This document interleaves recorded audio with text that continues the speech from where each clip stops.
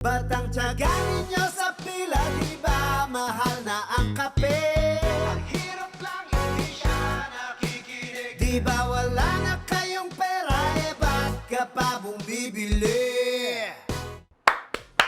Grabe talaga, Bitoy. Ang galing-galing mo. Narinig mo na ba yung paro ni song ni Bitoy? Yun nga.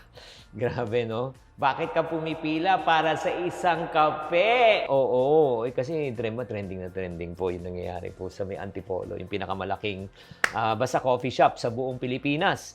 At talagang grabe talaga ang pila, no? Makikita mo talaga minsan, addict talaga ang mga Pinoy talaga sa kape. Again, walang masama magkape kung afford nyo. Ang problema lang po para sa mga cannot afford o nahihirapan na nagko-complain na nga about inflation tapos nagkakape pa. Diba? Yun, doon tayo nagkakaproblema. So, I just want to make a reaction video regarding this.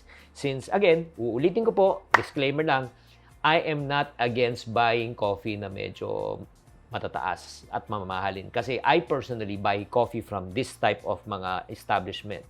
Pero ang tanong is, kaya mo ba o hindi? Yun. So, kung para sa mga tao, medyo kapos sa budget po, kailangan maunawaan muna natin ang unang simpleng konsepto ng wants over needs. Sapul na sapul talaga yung mga taong walang budget tapos addict pa sa kape. Although joke lang mga ito, pero masasalmin po natin din ang mga hindi practical. Lalo na po when it comes to mga trending at mamahaling po mga bagay, hindi lang po sa kape. Sa pagbibili po ng gadgets, sa pagbibili po ng damit, gamit, diba, sapatos, at mga bags at mga luxury items. Again, I have nothing against people who buy this. Para maintindihan nyo po, this is how I do it. You don't have to follow what I'm doing. Pero meron to akong formula na natutunan that I challenge myself also. If I want to buy something, I just need to times 5 the amount of price para malaman ko talagang kung afford ko. Oo. Kanyari, yung kape, 200 pesos. Times 5 ko siya. 1,000 pesos. Ito yung basis. Based on your current income right now, current income, anong percentage ng 1,000 pesos sa iyong income? Kung ang kinikita mo ay 100,000 pesos, sa mga 1,000 pesos is 1%, go ahead, you can afford it. 1% lang. Pero, kung ang sweldo mo ay 20,000 pesos, tapos bibili ka ng kape na 1,000 pesos, medyo malaki-laki na yan, di ba? Ang pwede mong bilhin na lang siguro 3-in-1. 3-in-1 kasi 10 piso. Times 5 mo, 50 pesos. Kung 20,000 pesos, 50 pesos gagastos, afford mo. Di ba? That's number 1. Dito natin ma-highlight talaga the importance of being practical. Kaya nga, Michael V, yeah, great job, great job. Number 2, bakit ba bumibili sa mga matataas na mga bagay kahit di kaya ng ibang tao? Because some people, they want to look rich to impress others. Isa rin po yan ang problema na, yun nga, kinikriticize ng parody, yung conspicuous consumption ng mga tao. Yung tipong pipila ka, makikipila ka, paghahaba-haba ng pila para sa isang basong kape. And ginagawa lang na iba, hindi ko nilalahat again. May mga iba, ginagawa lang talaga para may ma-flex.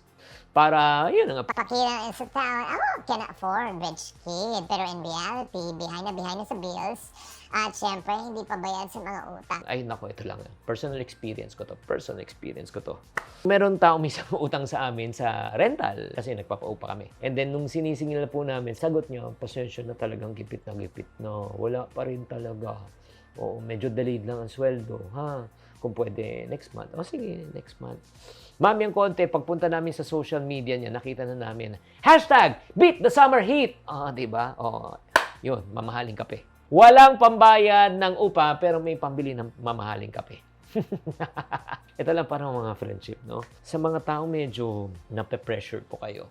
Nape-pressure. Remember, you don't have to impress people or to look rich. Para sa tunay na mayaman, it's something that you do not see as a matter of fact. Ang turo sa amin ng mga singkit, di ba? Singkit, yung mga Chinese businessman, sabi sa amin ganito, okay lang na hindi magmukhang yayamanin at may kaya, pero may laman ang iyong bulsa. Kesa mukha kang yayamanin, di ba? Pero wala namang kalaman-laman ang iyong bulsa. So, mamili ka. Oo, di ba? Ano sa palagay niyo mas maganda? Na mukha ka lang simple, pero may pera ka. Or mukha kang yayamanin. Pero wala ka namang kapera-pera. Pakitype lang sa comment section.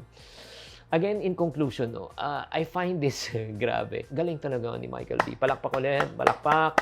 Nakakatawa pero it tells us the importance and the value of budgeting, specifically for the times like this na tumataas po ang bilihin. Lalo kung di nyo kaya, please do not complain if you are living beyond your means.